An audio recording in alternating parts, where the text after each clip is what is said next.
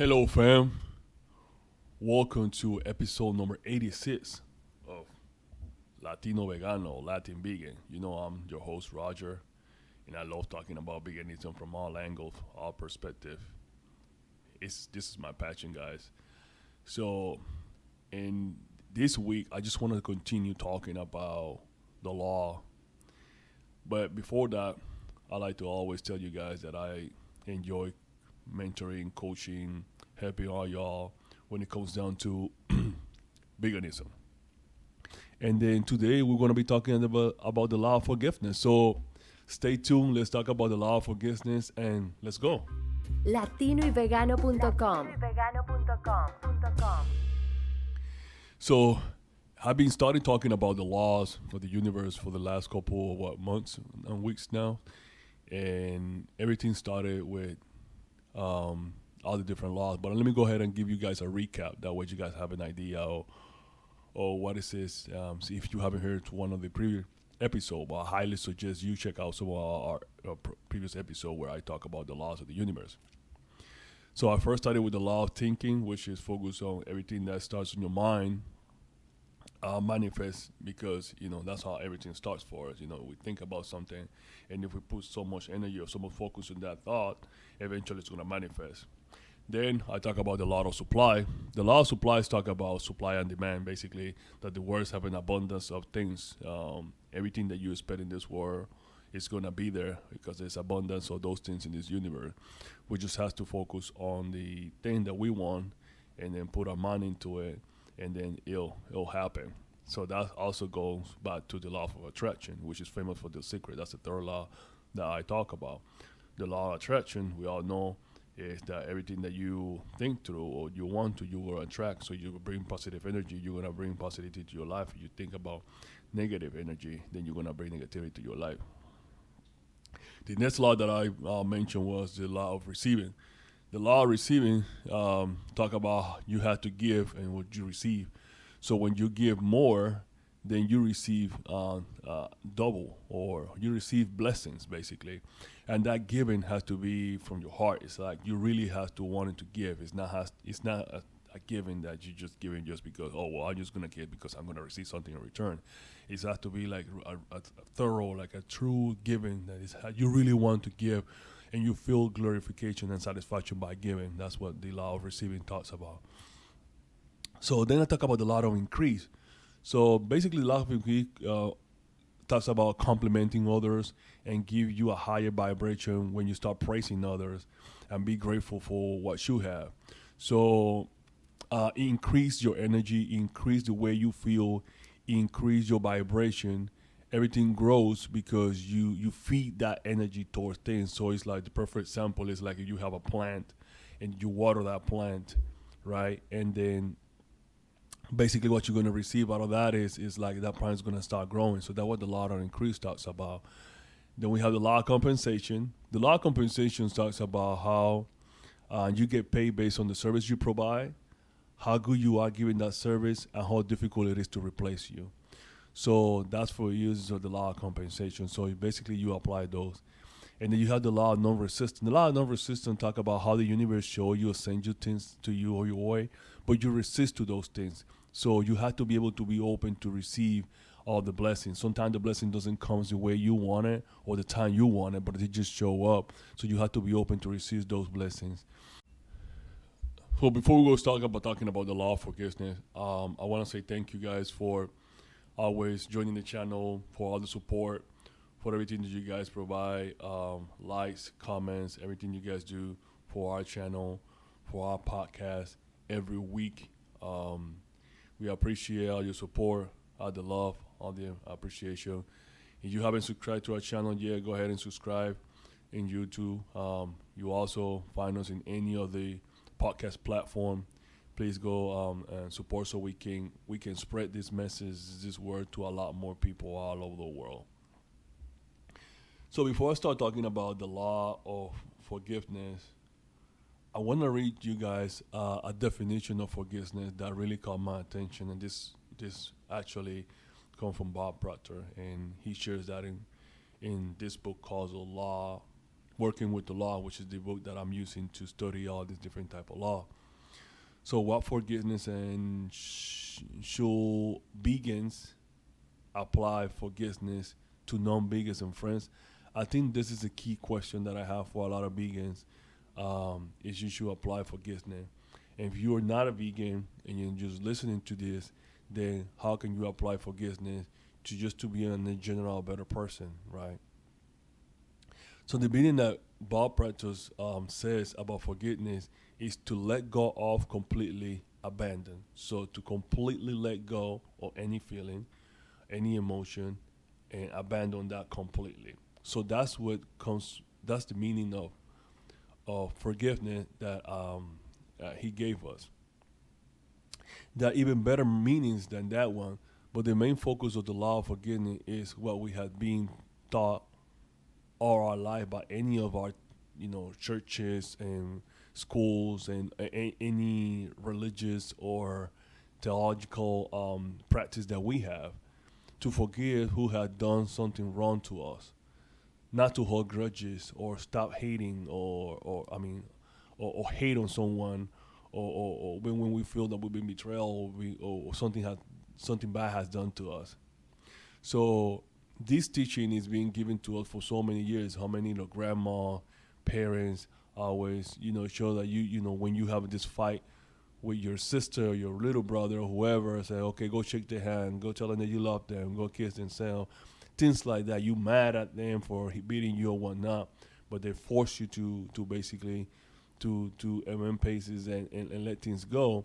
And that's what the law of forgiveness talk about, that you really not being forced, but you had to come that straight from you, that you had to let those situations go. How many times we have faced having a friend, sibling, or business partner betray us, even with non-vegan friends or family members. But the law talks about how we need to let that go and not aim that energy into that, regardless of how you feel. You definitely have to let that go. You can't allow a situation like that determine your mood for the rest of your day or your life. You have to necessarily let that go. And how you let that go, I'm gonna give you guys a few pointers, and hints further down. But definitely, you have to let that go. Even if you practice any spiritual or any particular religion, they talk about this. They talk about the law of forgiveness. And the Christianity, they talk about you gotta forgive 70 times 7, right? That's what in Christianity talks about. And so many of the practices have some kind of forgiveness, and they have a number or whatnot. But they basically they talk about this, and they also talk about how you need to forgive. By forgiving, you put yourself in a better mental, physical, and emotional state that aligns with the laws, that will automatically bring more blessings to your life. It definitely will bring more blessings to your life, because the more you let that go, it allows you personally to be in a better stage mind. And then that percent is going to give you a calm state. It's going to give you more blessings. It's going to bring you more gratification. It's going to give you more gratitude. You're going to get a lot more of it if you just completely let go. I can recall a situation when I felt betrayed by a business partner. And this particular person, we really had something going on when it comes down to a potential business venture. And we had a lot of interactions and work, and I put a lot of effort and energy towards that. And this person at the end just betrayed me, just gave up on me, and I felt hurtful for that period of time. And and for a while I didn't want to know anything about the person, because I didn't feel right. I didn't feel right. I didn't feel like it was right that after all that effort or work that I was put on, she just completely let go with no explanation. And at the end of the day, I decided I forget that person. That means that I have I don't hold any kind of animosity towards that person. I completely let that situation go, and definitely we have not crossed paths yet. But if we do, which eventually we will, then we'll definitely have to have a conversation, and it's like nothing happened. As a matter of fact, I'm committed to reach out to this person, at least to check on that person, to see how she's doing or how he's doing, depending on who the person is. So we all been in situations similar. that we felt that way. But at the end, you have to let that go and keep moving on, and don't let that thing change your mood or your mindset. Another example was a close friend of mine, and he like money, and and for me, there was for a long time I was like, and this happened almost 10 years ago, pretty much. And I was saying, wow, it's not even about the money; it's about the principle and all these different things. But at the same time, that's one of those situations that you definitely have to let go. You can't let those things completely change who you are, completely affect you. And I definitely take that approach with those things. So it allows me to live a more happy life. I don't need the money. I don't really care. I completely move on from that situation, and life goes good. Life is good. You receive more blessings in some other way. It multiplies just because of those situations. That's on them. So you have to learn how to cope with those things and not let those things affect you, because that cannot change your mood completely. So I learned from those situations not to let those things affect me and move on. So that's an important lesson that I give anyone that is trying to deal with situations where you need to move on from some situation that somebody either you feel betrayal or you feel cheated on or you feel that the person did you wrong. You just have to practice forgiveness and find the best way for you to practice forgiveness. But it definitely has to come from your heart. And when I mean forgiveness, it's like you really forget about this situation and you do not let this thing change your completely or change your mood or whatnot. And for a lot of people, working on forgiveness is very difficult. But you have to find a way to kind of deal with that situation. So how can a vegan forgive?